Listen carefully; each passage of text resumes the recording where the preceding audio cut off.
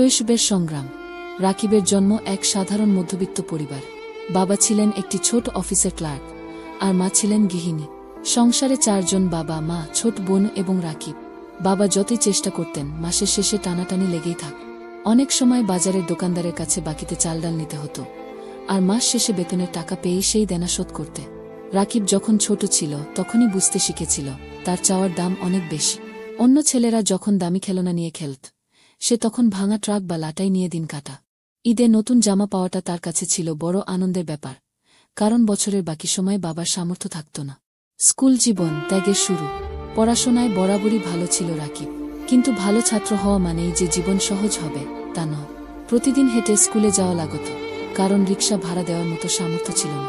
ক্লাসের অনেক বন্ধুর হাতে নতুন বই দেখে যখন ইচ্ছে করত তারও নতুন বই হোক, তখন সে পুরনো বই দিয়েই সন্তুষ্ট থাকতে শিখ। মাঝে মধ্যে টিফিনের সময় যখন বন্ধুরা চিপস আর চকোলেট খেত, তখন সে নিজের খালি পকেট হাতড়ে দেখ। মা প্রতিদিন তার জন্য ভাত আর সামান্য ভর্তা দিয়ে টিফিন বানিয়ে দিতে। একদিন ক্লাসে এক বন্ধু বলেছিল, তুই তো সবসময় বাসার খাবার খাস, বাহিরের কিছু খেতে ইচ্ছে করে না। রাকিব তখন হাসিমুখে বলেছিল, এটাই আমার সবচেয়ে পছন্দের খাবার। কিন্তু সে জানত ইচ্ছা থাকলেও তার পক্ষে বাহিরের খাবার কেনা সম্ভব নয়। এসএসসি পরীক্ষা ও নতুন চ্যালেঞ্জ।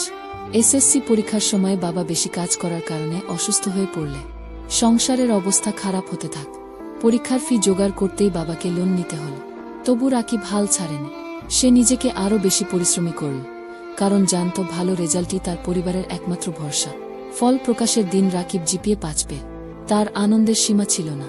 কিন্তু বাবা মায়ের মুখে অদ্ভুত এক হাসি ছিল, গর্বের হাসি, কিন্তু তার আড়ালে এক গভীর দুশ্চিন্তা। কারণ ভালো রেজাল্ট করলেও কলেজে ভর্তি করানোর টাকা তাদের হাতে ছিল না। কলেজ জীবন, জীবনযুদ্ধের আসল শুরু। কোনোভাবে এক সরকারি কলেজে ভর্তি হল রাকিব, কিন্তু টাকার অভাব থাকল আগের মতো। বাবার শরীর ক্রমশ খারাপ হচ্ছিল, সংসারের খরচ সামলাতে হিমশিম খাচ্ছিল। তখন রাকিব সিদ্ধান্ত নিল সে টিউশনি করবে। একটা ছোট ছেলেকে পড়ানোর কাজ পেল সে। মাসে মাত্র 1,500 টাকা বেতন। এই টাকায় নিজের খরচ সামলাত, মাঝে মাঝে সংসারেও সাহায্য কর। কলেজ শেষ করে সে দৌড়ে টিউশনি করতে যেত, আবার রাতে পড়াশোনা কর। বিশ্ববিদ্যালয়ে ভর্তির লড়াই। এইচএসসি পরীক্ষার পর আরও কঠিন সময় এল। ভালো রেজাল্ট করলেও ভালো কোনো বিশ্ববিদ্যালয়ে ভর্তি হওয়ার জন্য কোচিং করা সম্ভব ছিল না। নিজের চেষ্টায় ভর্তি পরীক্ষার প্রস্তুতি নিয়ে, কিন্তু একটা ভালো সরকারি বিশ্ববিদ্যালয়ে সুযোগ পেল না। বাধ্য হয়ে একটা কম খরচের প্রাইভেট বিশ্ববিদ্যালয়ে ভর্তি হল, যেখানে বেতন দিতে গিয়ে বাবাকে আরও লোন নিতে হল। সেই ঋণের বোঝা মাথায় নিয়েই রাকিব পড়াশোনা চালিয়ে যেতে লাগল। চাকরির সন্ধানে নতুন যুদ্ধ। বিশ্ববিদ্যালয় শেষ করার পর নতুন চ্যালেঞ্জ এল। চাকরি পাওয়া সহজ ছিল না। ভালো চাকরি পেতে হলে সুপারিশ বা টাকা লাগে, এই সত্যিটা খুব দ্রুত বুঝে গিয়েছিল রাকিব।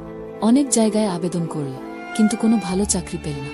একসময় এক কোম্পানিতে ছোট একটা চাকরি পেল, যেখানে বেতন ছিল মাত্র 5,000 টাকা। এই সামান্য টাকা দিয়েই তাকে সংসার চালাতে হতো, ছোট বোনের পড়াশোনার খরচ দিতে হতো, আর বাবার ওষুধ কিনতে হতো। বাবার মৃত্যু ও একাকিত্ব। একদিন অফিস থেকে ফিরতে গিয়ে খবর পেল বাবা আর নেই। স্ট্রোক করেছিল, কিন্তু সময়মতো হাসপাতালে নেওয়া সম্ভব হয়নি, কারণ টাকা ছিল না।